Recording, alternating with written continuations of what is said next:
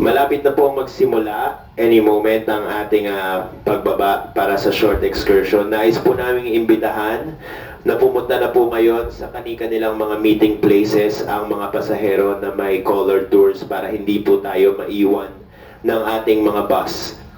Indigo Tour, 10:15 a.m. Theater Deck 4. Pumunta na po tayo ngayon sa Deck 4 para sa lahat ng Indigo Tour.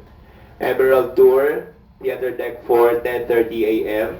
Maaaring magtungo na rin po tayo ngayon sa Theater Deck 4. Beach Tour, 10:45 a.m. Theater Deck 3.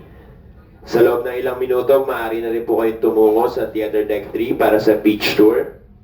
Para sa Cyan Tour naman po, 11 a.m. Grand Bar Deck 5. Para sa apat po na tours na nabanggit ko, maaari na po kayong magtungo ngayon sa inyong mga meeting places dahil baka po tayo ay mapaaga ang simula ng pagpapalabas. So mas mabuti po na tayo ay nasa ating mga meeting places na po by this time. Muli pinapaalala po namin na hindi po tayo papayagan na magdala ng kahit na anong uri ng pagkain o prutas pababa mula sa barko. Magkakaroon po ng fine na 1 million Taiwan dollars kung tayo po ay hindi susunod.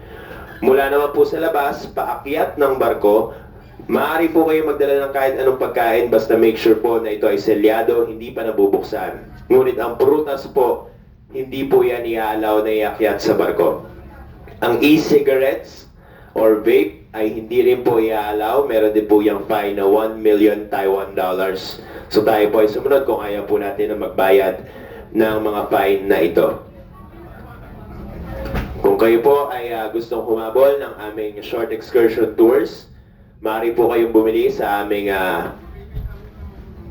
hospitality desk sa My Tours Office Deck 3. At kung kailangan ninyo po ng pera ng Taiwan para ipapalit sa amin, meron din po kami niyan sa My Tours Office sa Deck 3. Muli, para sa lahat ng mga color tours, pumunta na po tayo ngayon din mismo sa ating mga meeting places. Salamat po.